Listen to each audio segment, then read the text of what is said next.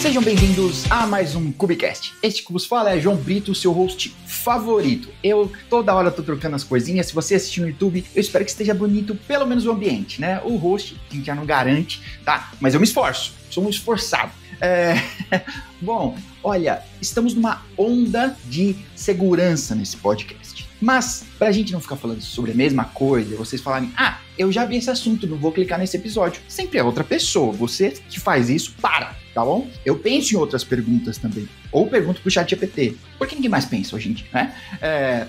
Tá bom, então o episódio de hoje é especial. Por quê? Normalmente, né, na média aqui, eu já tô abaixo da média. Mas hoje a régua subiu demais. Hoje a régua tá lá em cima, porque é a primeira vez que eu vejo que eu converso com alguém que no LinkedIn tem o Lattes. Se você não sabe o que é Lattes, como eu descobri há pouco tempo, tá bom? O que é Lattes e não tem nada a ver com cachorro, eu vou te apresentar primeiro quem tá aqui, nossa convidada, e depois a gente lê o extenso currículo dela, tá bom?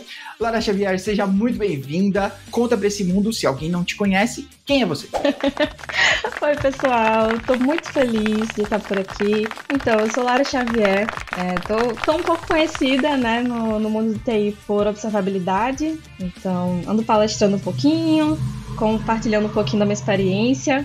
Eu sou engenheira eletricista e hoje também eu sou formada em TI, né? Tenho aí 10 anos de atuação no ramo de TI, então já iniciei lá como dev, suporte, fui passando por todas as cadeirinhas até chegar no DevOps e hoje especialmente especialista em observabilidade. Que da hora, parabéns pelas cadeiras, parabéns pela carreira, inclusive, né? A gente se encontrou na última vez no DevOps Days Rio de Janeiro. Acabou de acontecer, pessoal.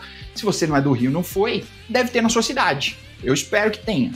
Se não tem, chama o Gomex e fala pra ele, tô juntando uma galera, vamos fazer um DevOps Days na minha cidade. Eles vão dar um jeito e o DevOps Days brota.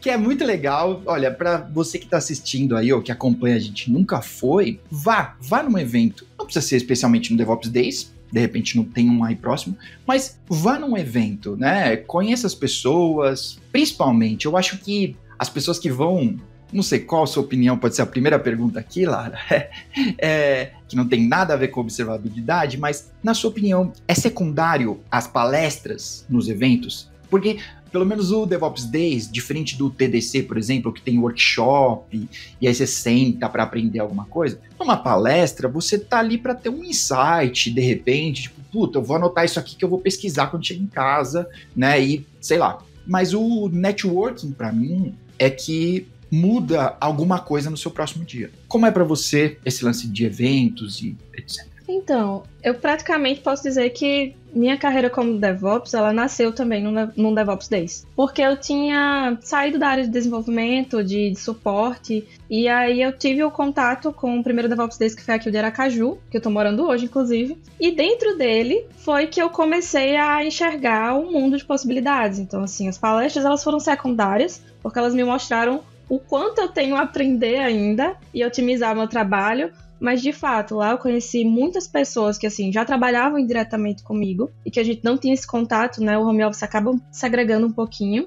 Uhum. E também comecei a ver o DevOps em outros ramos, não só no financeiro, que eu estava na época. Uhum. Então, assim, isso foi crucial para sair da caixinha mesmo. Que legal, que legal. De Aracaju, né? Você conhece a Lanai? Conheço. Olha só, um abraço, Lanai. A gente tá com saudade de você trabalhar com a GitHub. Mas coisas da vida. Poxa. Culpa do LinkedIn. Para de ficar roubando as pessoas que trabalham aqui. Ih, rapaz. Conheço a Lanai. Inclusive, ela me deu total apoio pra vir pra cá. Nós somos amigas hoje em dia. Ela saiu de uma empresa que eu tô trabalhando hoje também. E acaba que a gente sempre tá trocando figurinhas, sempre tá se motivando, né? Acho que é muito importante também. Uhum. E eu tenho projetos futuros, inclusive. Juntas por aí em DevOps. Que da hora, que da hora. Estamos ansiosos e vou buscar saber disso em primeira mão e trazer fofocas. Mas olha, eu falei do Lattes aqui porque você é uma pessoa muito estudada para idade que você tem, que eu não faço ideia qual é, mas é menos que eu, que já tô aqui acabado. Mas olha, gente, entra lá no LinkedIn dela e dá uma olhada nesse Lattes, tá bom? Meia hora rolando, mas eu queria passar para uma pergunta que é, você é formada em engenharia elétrica, certo? Isso. Que aí elétrica, eu fiz um ano de engenharia elétrica só para descobrir que só lá na frente que você escolhe, né, ser eletricista, se você vai puxar cabo ou se você vai fazer protoboard. É isso, você vai escolher lá pra frente. Exatamente. Olha aí, viu? Funcionou. Mackenzie, um abraço. Nunca mais eu passo nessa rua. Mas, então, além de TI, você estudou engenharia elétrica. E aí, o que eu mais gostei ali foi sobre neuropróteses 3D. Então, eu queria saber como que sua carreira foi virando para isso. E depois eu tenho mais perguntas. Então, vamos lá. Tudo se inicia na Federal da Bahia. Né? Eu sou baiana, então eu sou natural lá da ilha de Paulo Afonso.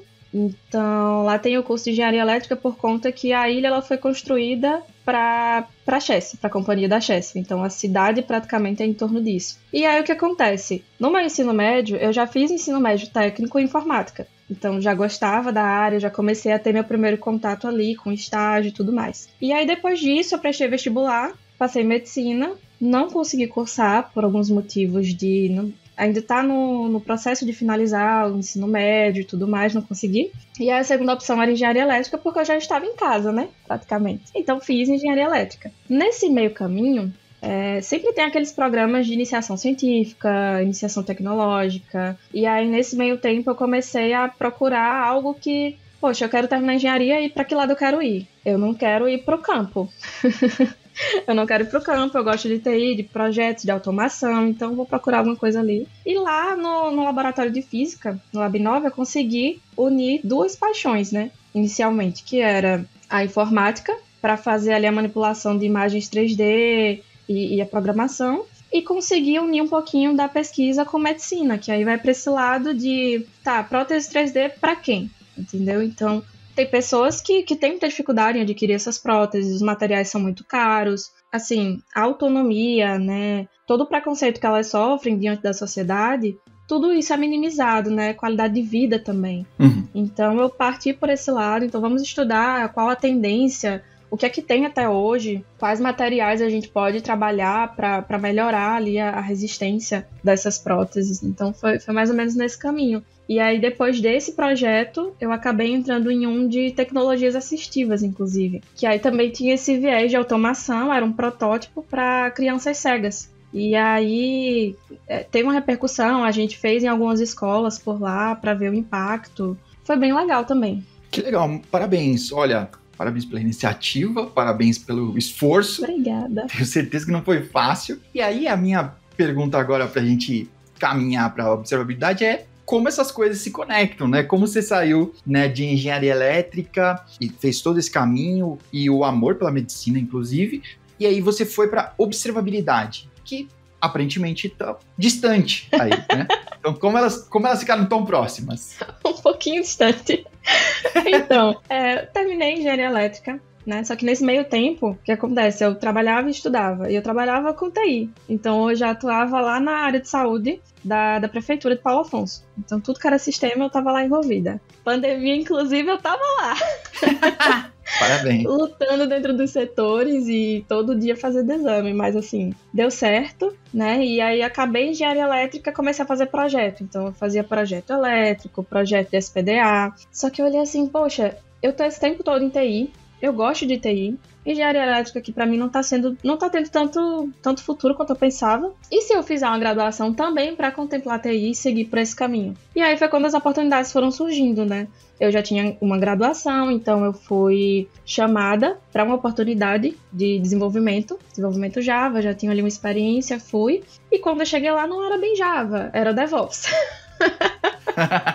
Que foi justamente no Banco Estadual de Sergipe, em Aracaju, no Banese. E aí foi lá que eu comecei a entender como é que funcionava o meu código, que funcionava só na minha máquina. Como é que eu fazia toda a pipeline, como é que eu estruturava tudo. E aí, nesse meio caminho, fui pro DevOps Days, vi algumas coisinhas já sobre Kubernetes, sobre monitoramento, até que meu chefe chegou e falou o seguinte, olha, hoje a gente tem muito incidente e a gente precisa colocar monitoramento. Eu vou separar as duplas e cada um vai trazer uma POC de alguma ferramenta pra gente começar a ver o que dá pra fazer. E aí eu tive que começar a estudar Zabbix. Eu nunca tinha visto na vida. Tá bom. Comecei a estudar, subir no ambiente, a gente foi monitorando aos pouquinhos. E aí foi que eu comecei a ter a sair da caixinha, tipo assim, cara, eu posso monitorar qualquer coisa. Eu posso automatizar essas ações a partir dos meus alertas. Então, tipo assim, não vou precisar abrir 4 terminais e investigar 4 terminais de log. Não, eu posso só filtrar pelo erro e descobrir, tipo assim, de uma forma mais fácil. Então, foi assim que começou ali o caminho de observabilidade. Legal, legal. E de lá pra Grafana Champion. Parabéns, hein? Você... Uma responsa, hein? Olha, que responsa, hein? Que legal. Olha, então, eu curiando, né, as coisas que você fala e escreve, eu queria começar com uma pergunta sobre observabilidade, mas falando aqui sobre autoinstrumentação versus autoinstrumentação e personalizada também, né, do OpenTelemetry versus os agentes que os players todos têm. Porque na minha cabeça não faz sentido a gente falar de observabilidade e falar de uma coisa padronizada, porque as aplicações não são padronizadas. Então, quando a gente, qualquer palestrinha, qualquer história que você vai começar com observabilidade, vai falar 3 pilares, log, trace e métricas. Todo mundo vai falar isso, eu já falei, a Lara já falou, tem todo canto. Coloca no YouTube aí, observabilidade. A primeira página é só dos 3 pilares. Com certeza. Mas aí, não faz sentido eu dizer... nós vamos coletar o padrão, mas as aplicações não são padrão. Os logs, então, nem se fala, né? Se tem uma coisa que não é padronizada, é log. Nossa, deu até uma coceira. Então, e aí pra mim parece que quando a gente tá usando isso padronizado, a gente tá dando um passo para trás, voltando pra monitoração clássica, que aí todo mundo monitorava do mesmo jeito. Mas as aplicações não são do mesmo jeito. Justamente por isso a gente caminhou para observabilidade. Exato. Me diz aí. Então, na palestra até do DevOps Days Rio, eu tentei frisar muito isso, né? Que as pessoas acreditam que ferramenta faz milagre, não é bem assim. Uhum. Né? Você partir para um vendor, porque o vendor vai me entregar tudo já monitorado, tudo auto-instrumentado, tudo com IA. Gente, isso não existe. A IA, ela pega padrão, mas o padrão, ele vem de onde? Porque nos maiores clientes que eu entro hoje, a gente faz o discovery de tudo que tem de métrica, eu recebo as queixas, quais as dores eles têm, mas o ponto é, o que é normal e o que não é normal? Porque, assim, o padrão traz isso. O padrão diz que, nossa, uma duration de 500 milissegundos é muito alto. Mas a depender da aplicação, a depender do segmento, pode ser normal, já pode ser exorbitante. Então, assim, antes de vir, né, a ferramenta, eu sempre defendo, ela sempre é um meio. Porque antes de tudo isso tem que ter o processo, você tem que entender o que você quer saber. O que é que você quer que a observabilidade te responda? Porque tua aplicação está caindo? Beleza, tem algumas métricas que vão te entregar isso. Se o problema for outro, tem outras métricas também que vão entregando. Então, assim, ainda é muito difícil sair um pouco disso, né? Dessa ideia de que é muito fácil, instrumentou em 2 cliques e tá tudo pronto. Não é bem assim. Precisa de uma dedicação, né? Pois é. E aí, conectado a isso, parece pra mim que a primeira saída que as pessoas tentam apontar vou mandar tudo que eu tiver, né? Então, logs, vou mandar tudo indiscriminadamente, porque caso eu precise, vai estar lá. Ou, só falta eu ir para os insights aqui, mas eu já tô mandando tudo. Primeiro que você vai ficar pobre. É a primeira coisa. Seu cartão vai estourar no primeiro mês, tá? Mas, partindo do princípio que é o cartão Black do seu patrão, e eles vão descobrir isso daqui uns 3 meses, beleza. Então, me parece a atitude mais idiota que existe. Não tô chamando ninguém de idiota. Desculpa, idiota. Mas é um caminho errado. Não quero dizer errado porque eu não sou o dono da verdade. Mas é um caminho que não vai te levar ao melhor dos lugares ou minimamente eficiente. Certo? Certo, não vai levar mesmo, porque o que acontece? Até a psicologia também explica um pouquinho disso, né? Quando você tem muitas opções, muitas informações, você acaba se perdendo um pouco sem saber qual é a melhor. E isso acontece também na observabilidade. Então, achar que tem muita métrica não quer dizer que você tem tudo, porque você vai começar a olhar várias coisas e no fim você não tá sabendo ali o que é que vai te responder, entendeu? Você tá olhando pra uma coisa, pra uma outra métrica que não vai responder aquilo que você quer. Mas no fim do mês a conta vem, né? O brinde vem. Então, assim, outro ponto que eu vejo muito, não é instrumentar por instrumentar. Qual o diagrama da tua aplicação? Não existe na maioria dos casos.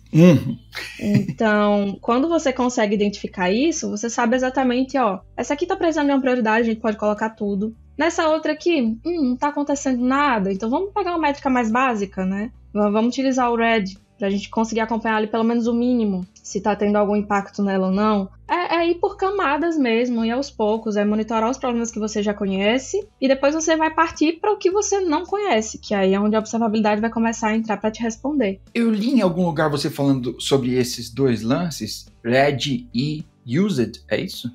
Isso. Eu não conheço. O que seria? É fácil de explicar? Até eu consigo? É fácil. São conceitos similares, assim, só que eles são aplicados para vertentes diferentes. Então, por exemplo, o RED ele é aplicado muito para aplicações, aplicativos em geral. Então, assim, é o Rate, Errors e Duration. Então, eu quero saber ali quais são as minhas principais flags, né?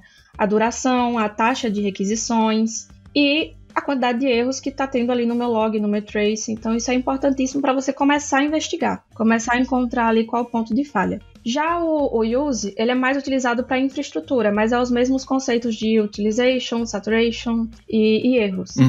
Só que ele é aplicado de uma forma diferente. Da hora. Então, são conceitos também da Google, tá? Bem difundidos. E aí muitas pessoas acham que é tipo assim, não tem muito a ver. Tem, só que eles são focados em diferentes focos. Aspectos, isso. Da hora. E aí, quando a gente está falando de observabilidade, normalmente a gente tende a ir para as aplicações. Talvez infraestrutura ainda está se monitorando hoje clássico, como se monitorava antes, né? No máximo, tem uns logs ou estão mandando eventos do Kubernetes para algum lugar e aí tem um olho lá. Mas normalmente a gente está indo para as aplicações. E aí, me parece que isso sai um pouco da mão, vou chamar, do SRE, eu ia chamar de DevOps, do SRE, sai um pouco da mão do SRE para ir para a mão do Dev, porque ele precisa instrumentar a aplicação. Porque por mais que o time entenda o que a aplicação faz, de repente o SRE pode estar junto, né, num time ideal, né, que do Spotify, numa squad que funciona. Olha só. Então, todo mundo sabe o que aquela aplicação faz, todo mundo pode participar do desenho do mapa da aplicação e etc. Mas parece para mim que instrumentar a aplicação propriamente é coisa do dev. Eu tô errado, o SRE precisa aprender, só fica na mão do dev mesmo. Por onde a gente vai? Então, né, como é que eu posso explicar? Tem vários cenários aí. O pessoal realmente acredita que é no dev e a gente, como SRE, muitas vezes a gente direciona para o trabalho em conjunto com o dev, justamente porque o dev sabe o versionamento da linguagem, o versionamento de tudo que ele está utilizando. E isso, se falando, por exemplo, de OpenTelemetry, isso é muito crucial, porque a depender da versão da tua aplicação, a instrumentação ou a auto-instrumentação ela não vai funcionar. Então, o time ele compreende qual é o objetivo da aplicação, onde é que ela está e tudo mais, mas não sabe te informar ali tá em qual SO, qual é a versão do Java, tem framework, não tem, como é que tá essa integração. Então isso está muito mais próximo de quem está instrumentando e até aquela conversa do log também, né? A categorização do log, então ela fica um pouquinho na parte do dev. Mas é o que acontece. Muitas vezes o dev, ele tá ali fazendo o código dele, ele não tem conhecimento de observabilidade. E aí fica, joga pro outro. Então, assim, o que é que eu costumo fazer, né? Eu listo ali quais são os pré-requisitos. Preciso que tu me informe versionamento, onde é que tá o servidor de aplicação, com quem é que ela interage, tudo certinho, tá em container, tá em Kubernetes. Informou, eu já preparo o arquivo. Então, assim, a instrumentação, o que é que eu quero coletar como SRE? O que é que eu preciso ver daquela aplicação? Qual o pipeline que eu vou colocar ali no OpenTelemetry para me trazer? Quais os endpoints da minha stack? O dev não é obrigado a saber isso. Então, assim, faz um trabalho de 4 mãos. Eu vou te passar aqui um arquivo, vou te passar qual as bibliotecas, o que é que você precisa colocar. E aí você coloca e a gente faz o teste. Funcionou, pronto. A partir daqui, eu já consigo dominar. Então, é uma responsabilidade compartilhada. Infelizmente, ainda tem um pouco da cultura, que eu acho que é um dos maiores calos hoje. mas assim, costuma funcionar. Mas aí, nesse caso que você está dizendo, aí você tem a possibilidade de pegar o RED da aplicação, mas coisas a mais que você quisesse, por exemplo, sei lá, alguma coisa personalizada da aplicação, se for uma empresa aérea. Quantas passagens a gente está vendendo, coisas de negócio, sabe? Que tem que, em teoria, conhecer a aplicação para saber da onde tirar essas informações. E até um cuidado extra de para onde eu estou mandando, né? Porque, de repente, né, alguém pode pegar um dado que, em teoria, seria um log só, ou você está mandando um log para XY aí, e tá vazando informações que não deveria. Né? Então, tem essa diferença, assim, quando você prepara esse arquivo, você está pegando algo mais simples, o RED ou o que mesmo? Autoinstrumentação. Autoinstrumentação. Falta coca. Bebam coca. Água não tá com nada. Sempre resolve.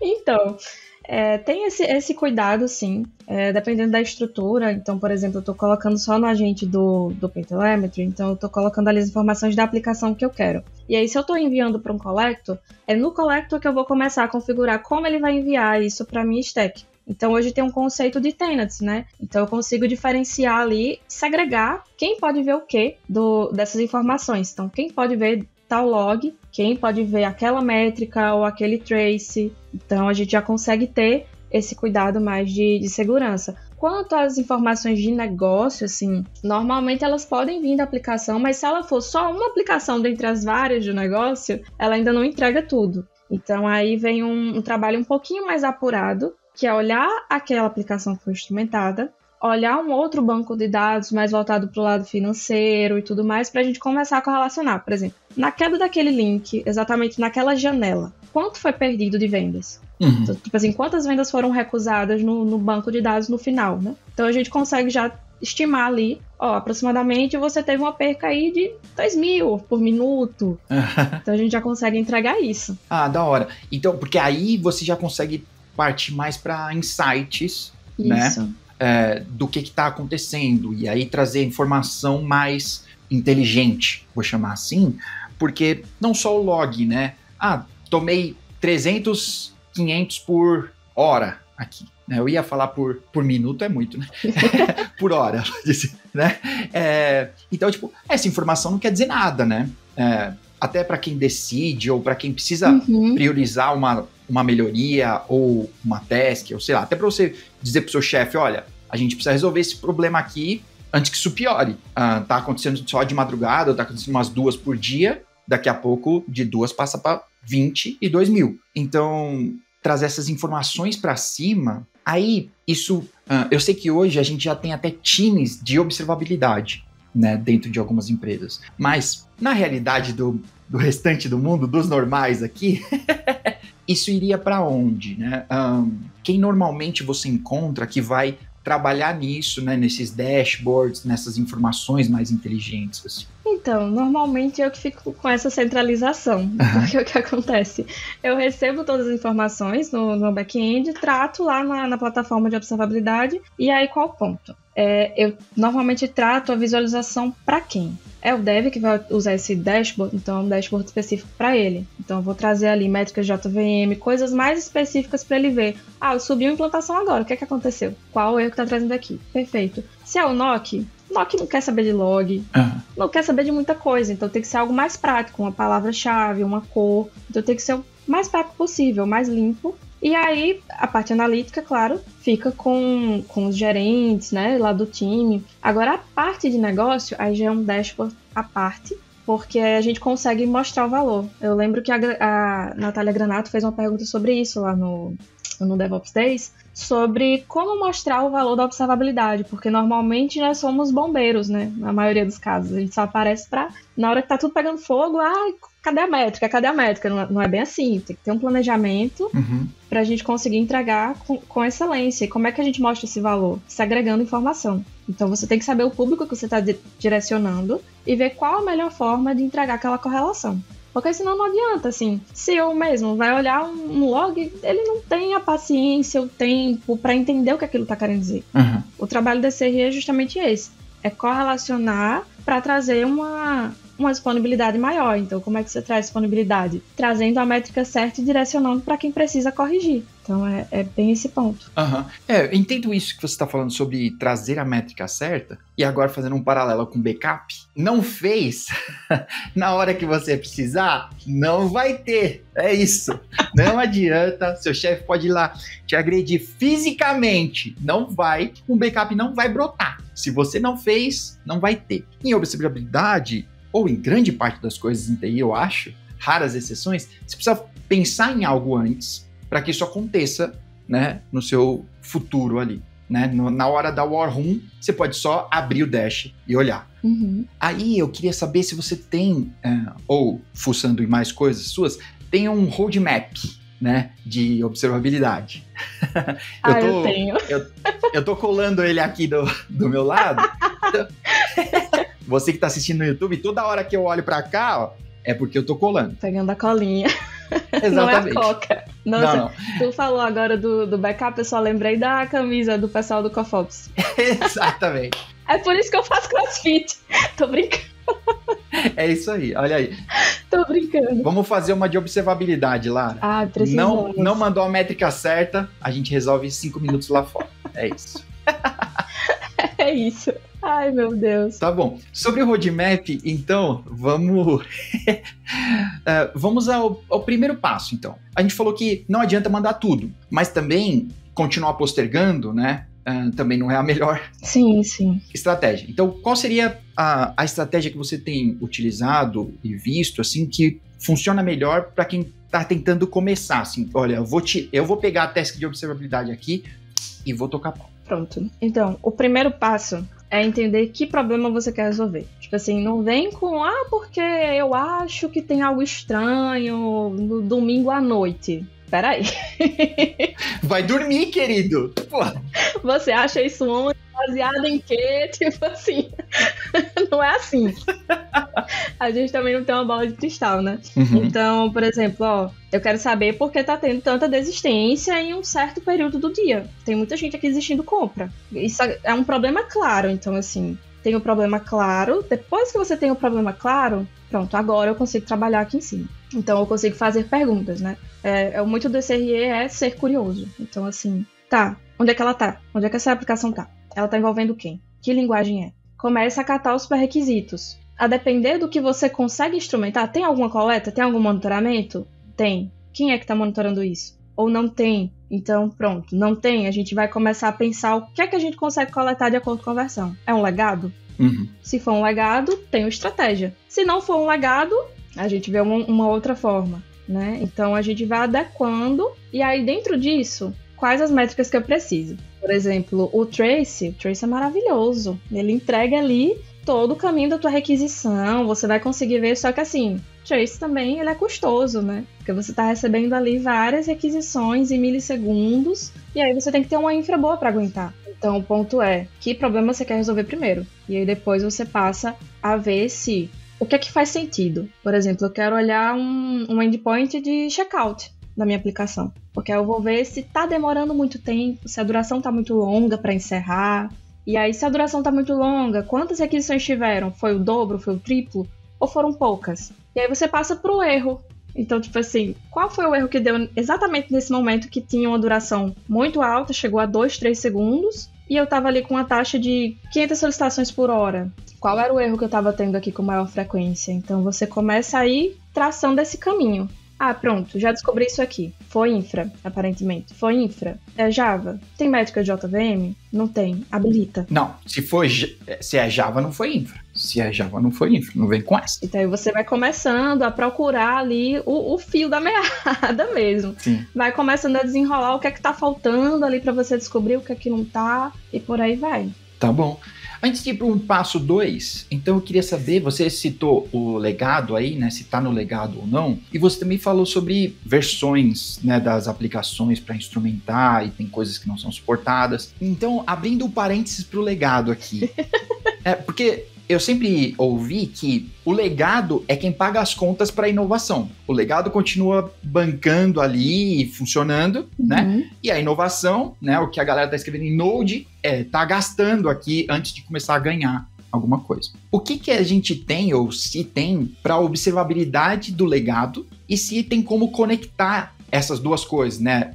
A observabilidade que eu tenho na minha aplicação, de repente, no meu Spring, né? Que tá novinho, um Javinha bonito, e o meu Java 6. Nossa! Que é uma delícia, que tá rodando, tem uma sala... Até pesadelo.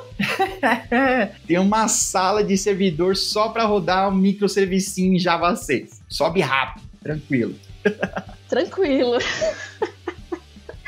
Então, quando eu chego nesses casos, que são bem difíceis e são muito comuns, inclusive, né? Eu vejo que tem uma resistência muito grande ainda. O que é que acontece? A gente volta um pouquinho para o monitoramento. Tipo assim, quais são os problemas conhecidos de versões legadas?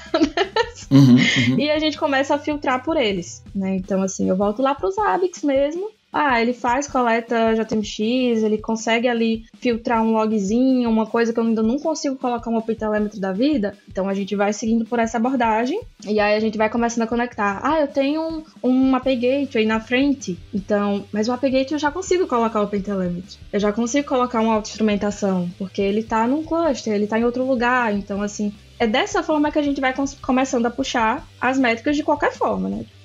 Não dá de um jeito, vai ter que dar do outro. E aí, muitas vezes, o que o monitoramento simples não responde, o API Gateway pode responder. Se aquela rota ali está tendo algum problema, de fato. Então, às vezes, faz aquele caminho inverso para chegar lá. Legal. Que faz sentido até, porque eu acho que é a estratégia que eu mais gosto de evolução, vou chamar assim, né? Quando você tem um legado e precisa evoluir assim, é de estrangulamento, né? De você ir matando... Tudo que você vai precisar resolver, você vai construindo satélites, né? Isso. E aí, normalmente vai começar por um API Gateway, né? E conecta as coisas para elas se falarem ali. E a gente volta pro SOAP, pro barramento. API Gateway e barramento, gente, é a mesma coisa, tá? Só deu outro nome e cobrou mais caro. Exatamente. Eu fui numa reunião esses dias, sei lá, esse ano. Eu fui numa reunião e um cara falou sobre barramento. E eu tive que buscar lá na memória, barramento, o que era mesmo barramento? Mas eu me lembro, tá? Barramento é API Gateway, gente, tá? Você que tá rodando todas as suas APIs aí e não tem gerência de nada. Quantas conexões? Quem conecta? Quem não conecta? Olha aí, o barramento. Como é que tá o timeout? Tá derrubando quantos? Exatamente. Tá tomando uma surra das IA que estão indo com o crawler ali, ó. Nem tá sabendo. Boa. Eu tenho outra pergunta sobre os Zabbix. Né? Você que é uma amante dos Zabbix, tem a tatuagem dos Zabbix ou não? Não tem. Não é igual o mano lá que tem a tatuagem da AWS, né?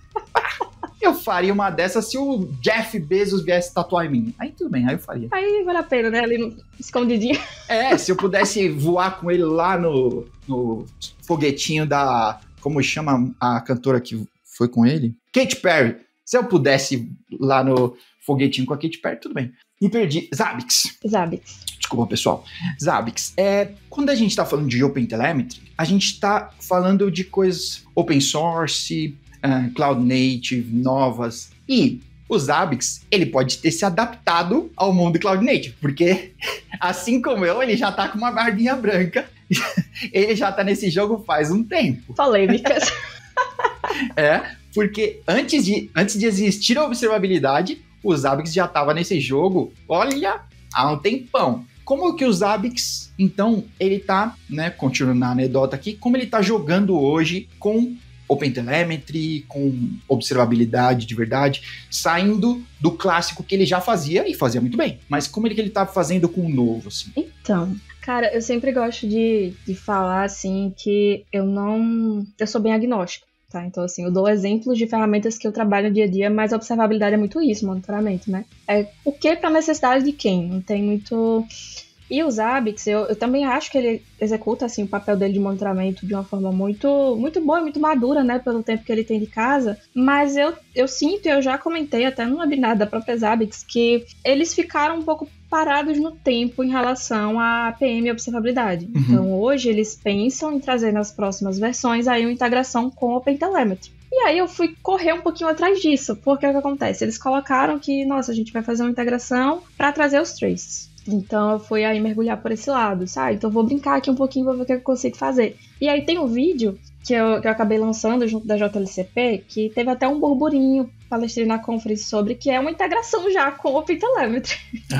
Porque o OpenTelemetry tem muito disso. Então, o que é que eu fiz? Eu conectei o OpenTelemetry numa aplicação de teste. Ele começou a pegar os traces dela, eu ficava lá gerando loucamente no cluster, e eu joguei para um Parametrics. Pronto.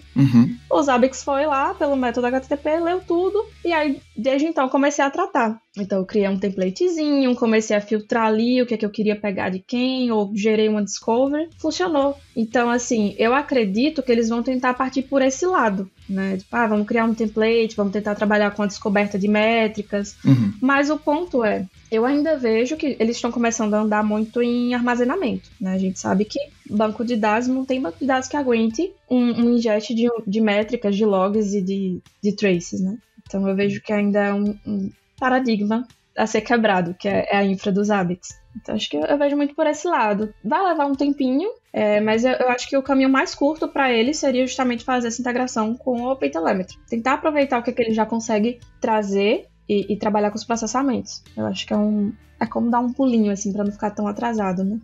Sim. E que não faz sentido querer reinventar a roda, né? Eu acho que todo mundo... Não faz. Todos os players aí, SaaS, né, se a gente chamar assim eles, todos eles entraram nesse lance, né, de cabeça, porque não tem... Virou padrão OpenTelemetry, né? Eu até vi, ou não sei se eu falei com o Yuri da Oli Garden, eu acho que foi ele que me falou dessa pesquisa que acho que 40% ou 50% da Datadog já é OpenTelemetry, do que os caras recebem. Então, não faz sentido, né? Alguém que... Não, mas para usar o meu app, você tem que usar esse meu modelo. Ô, querido, peraí.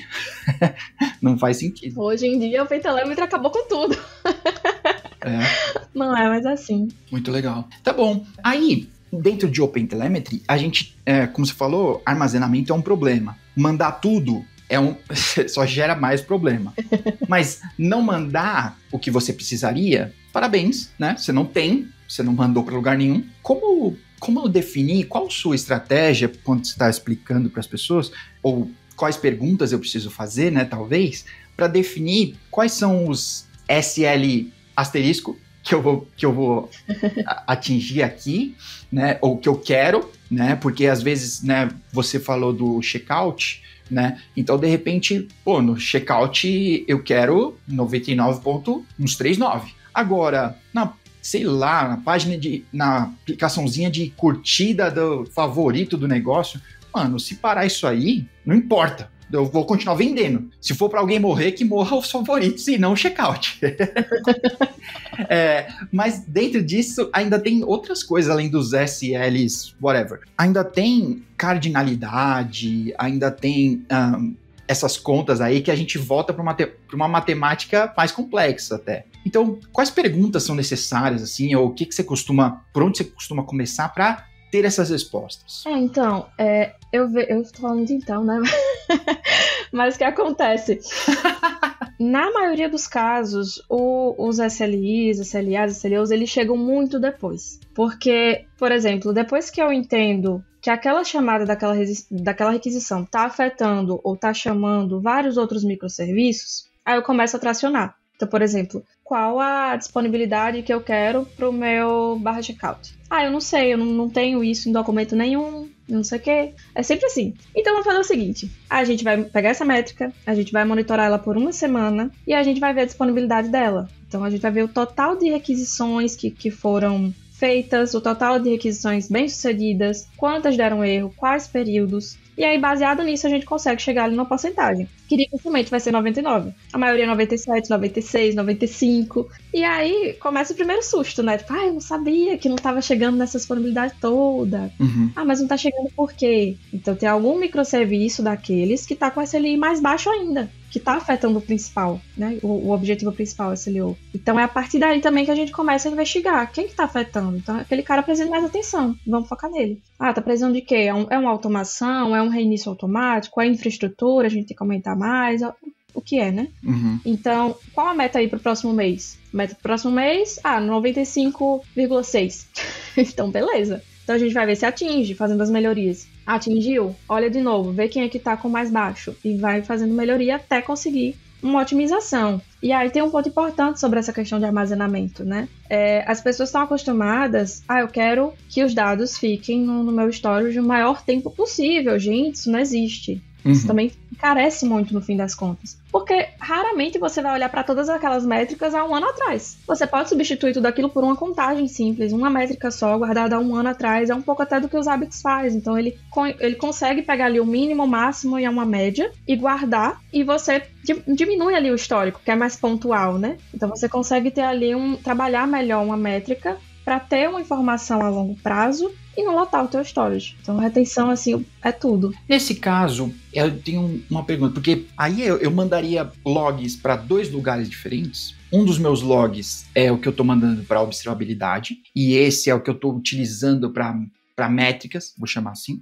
E outro é o meu log, talvez são outros logs, mas ainda são logs, né? Eu tô mandando pro storage mesmo, tô guardando aquilo para obedecer, sei lá, LGPD. Tem que guardar 5 anos meu log. Então eu vou arquivando isso aí infinitamente, né? Vai que um auditor bate na minha porta, aí eu abro o storage para ele e falo, fique à vontade com esses teras de log aí, boa sorte no seu grep.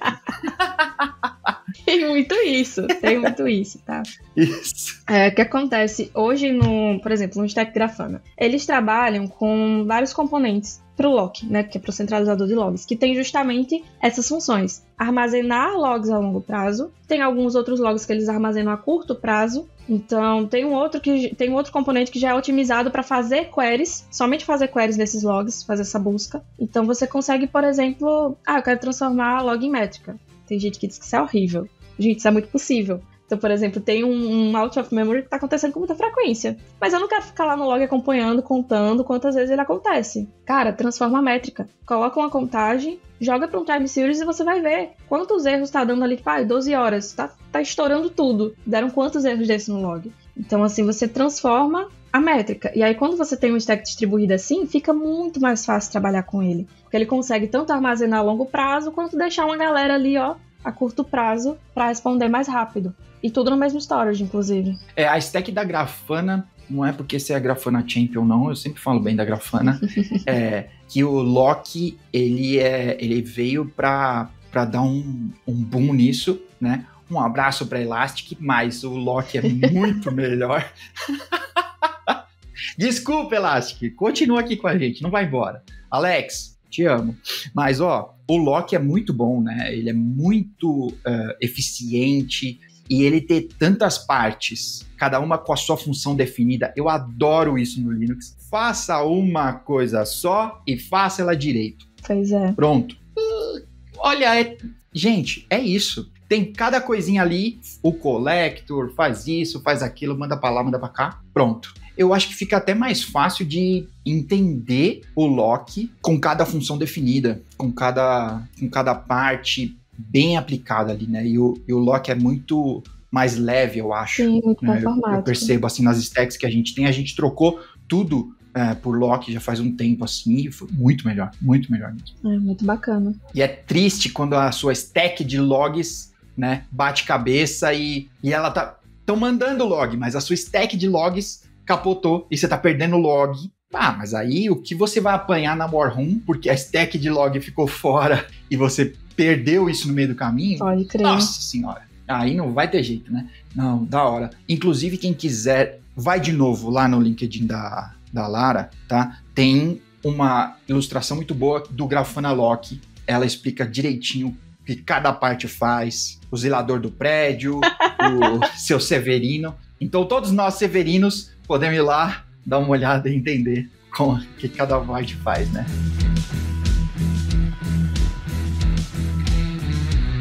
Lara, para caminhar para os finalmente aqui, eu queria saber uma dica de como você tem trabalhado com observabilidade maior parte do tempo. Uma dica para a gente que está fazendo isso e umas pedras que você quebrou pelo caminho, sabe? Tipo, poxa, eu não usava requests, ou eu usava request limits igual no meu Kubernetes, e eu tava pagando uma bala de Kubernetes. Ou o contrário, né? Eu faço um puta overcommit, e aí, de repente, alguma aplicação começa a usar tudo que eu deixei ela usar, e meu cluster vai para as cucuias. Então, são coisas que você aprende só com a mão na massa. Lendo o Medium, você não chega lá. Então, queria saber se você tem uma dica dessa que você se lembra e que você aprendeu ela com muito suor. Ai, meu Deus, tem tanta...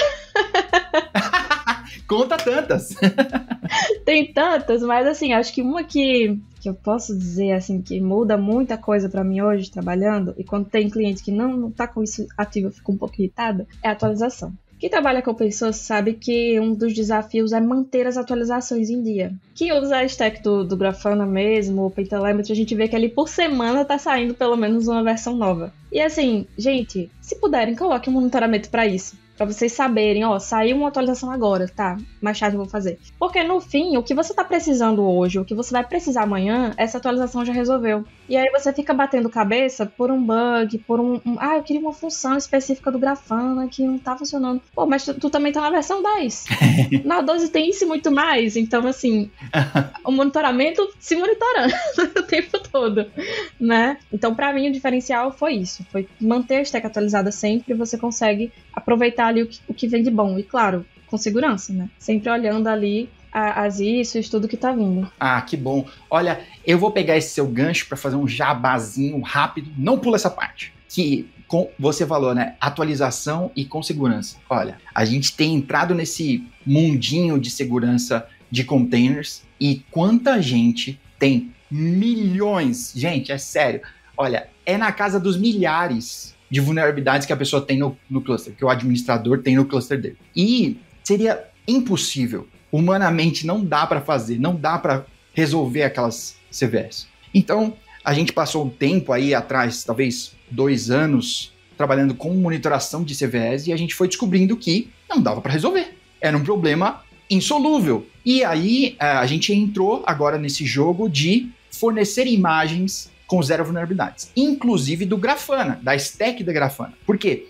A stack da Grafana, assim como outras coisas, ferramentas que você utiliza no seu cluster, não estou falando mal da Grafana, o foco dela não é essa. E as vulnerabilidades vão aparecendo conforme os dias vão passando. Assim como vai saindo feature, vai saindo bug e vai saindo CVE, galera. É assim. Exatamente. Então, a gente fornece essas imagens, né, para você resolver esses problemas, porque tudo que você está usando no seu cluster são suas aplicações, não são minhas. O próprio kubeproxy, o Node, o Ingress, tudo isso, né? Às vezes as empresas estão preocupadas com não, mas eu estou hardenizando aqui a imagem que eu uso no meu Java. Parabéns, já andou um caminho, já deu o primeiro passo. Mas e todo o restante, né? Quando você fala do mapa da aplicação, mas o que tem de gente que não tem esse mapa, que não sabe o que está rodando exatamente no cluster dele, né? Como já diria o Toretto, um bom piloto sabe tudo que tem no seu carro. Se você não assiste Velozes e Furiosos, não sabe disso aqui, para esse episódio e vai assistir.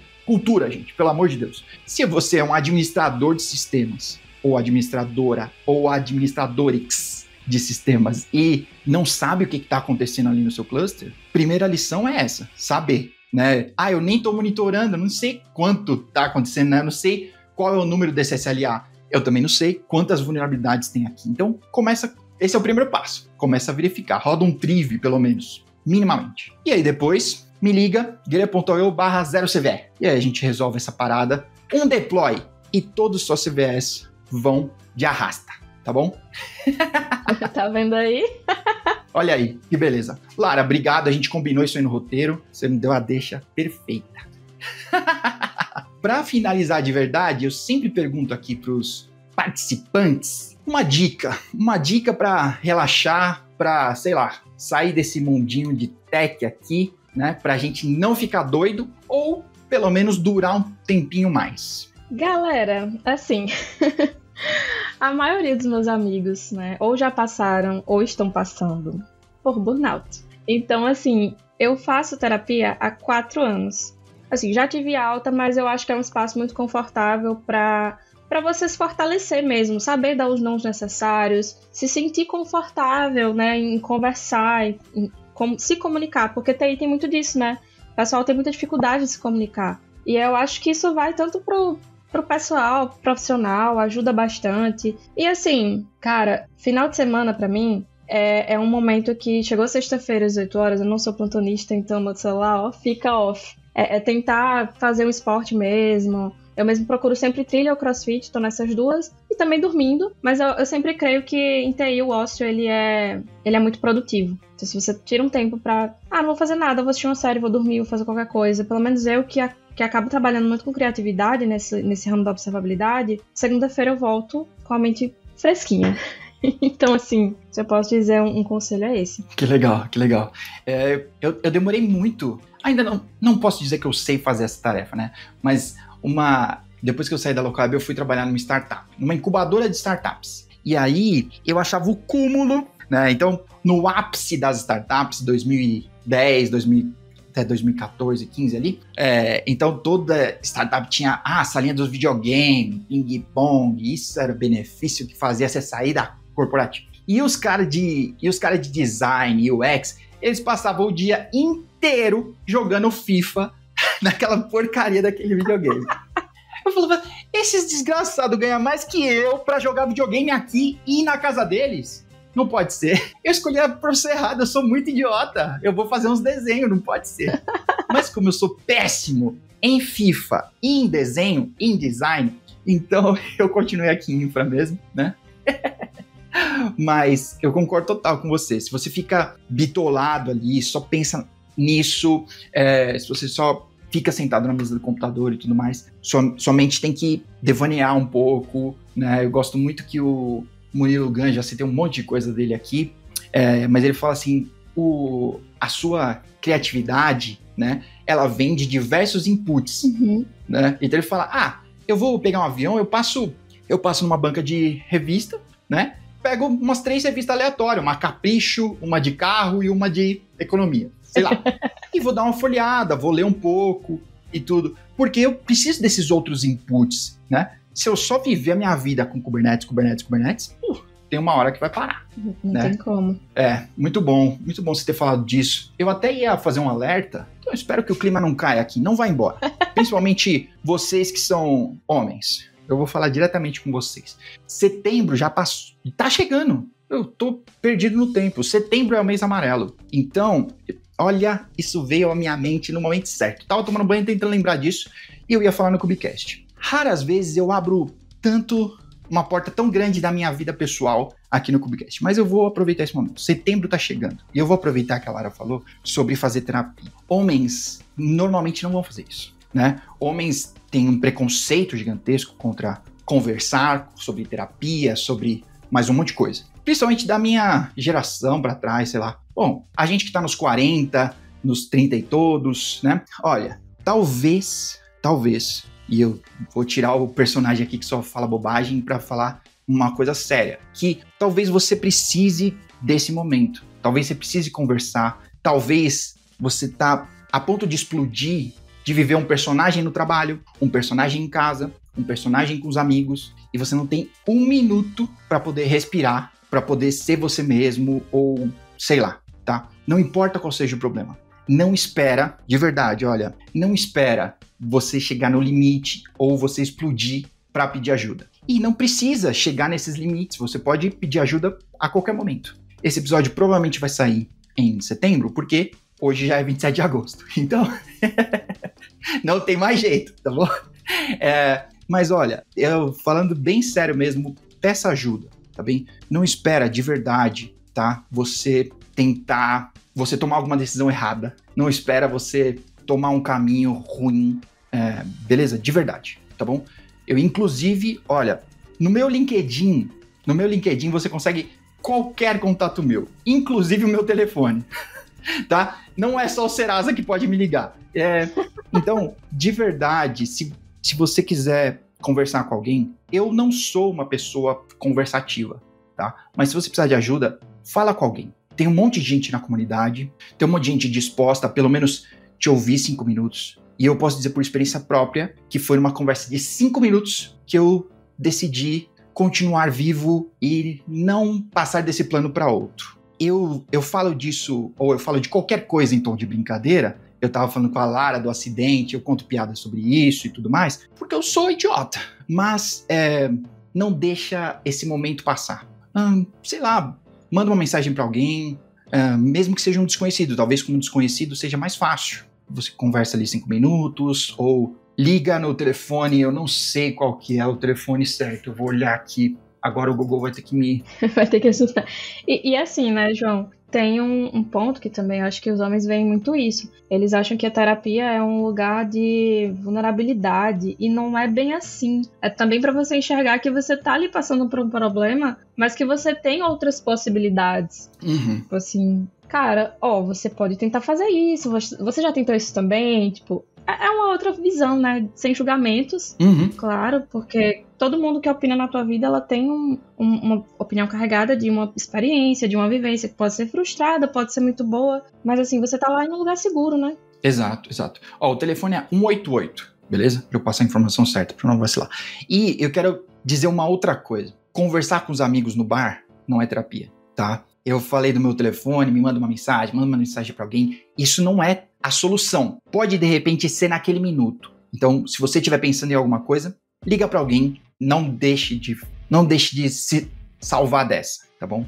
Mas a solução mesmo é algo prolongado, né? Como a Lara falou. Terapia... Gente, olha, eu fui fazer terapia compulsoriamente, tá? E foi muito da hora. Gostava de fazer, inclusive, tá bom? Talvez eu volte. Mas... Bom, é isso. Me passei aqui na minha recomendação, mas... Acontece. É isso. Pode deixar, editor. Pode deixar aqui que tá tudo certo. Eu espero que isso chegue a alguém que precisa ouvir. Quem sabe? Tá bom? Lara, eu queria te agradecer muito. Muito obrigado pelo papo. Imagina! Eu não sabia quase tudo que você falou aqui. E olha que eu já contei mentiras sobre observabilidade, hein? Eu digo, pessoal, meu trampo é contar mentiras. Tá bom? Mas depois eu arrumo quem sabe fazer, transformar minhas mentiras em realidade. Relaxa, eu adorei, assim, então eu tô muito feliz mesmo, porque, assim, teu canal, teu podcast é um podcast que eu admiro muito, né, eu vejo que todo mundo comenta, tá, o João, e assim, são muitos conteúdos relevantes, observabilidade mesmo, assisti a saga toda. Juro. E assim, cara, continue com o trabalho que você tá fazendo, né, continue sempre nos eventos também, é sempre bom a gente ter esse contato, e eu ri muito, porque escutar tua voz aqui, escutar tu presencial é muito engraçado.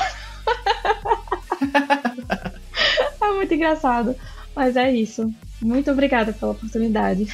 Eu que agradeço, Lara. E tenho certeza que quem tá ouvindo também agradece. Eu agradeço também vocês que estão ouvindo a gente até agora. A gente se vê no próximo episódio. Faz aquele ritual, manda pra alguém.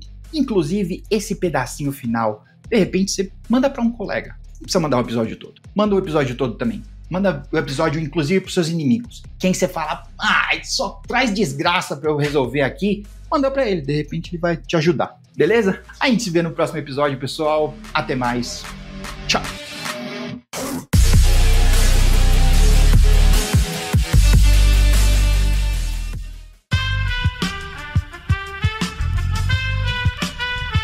Esse podcast foi editado por Aerolitos Edição Inteligente.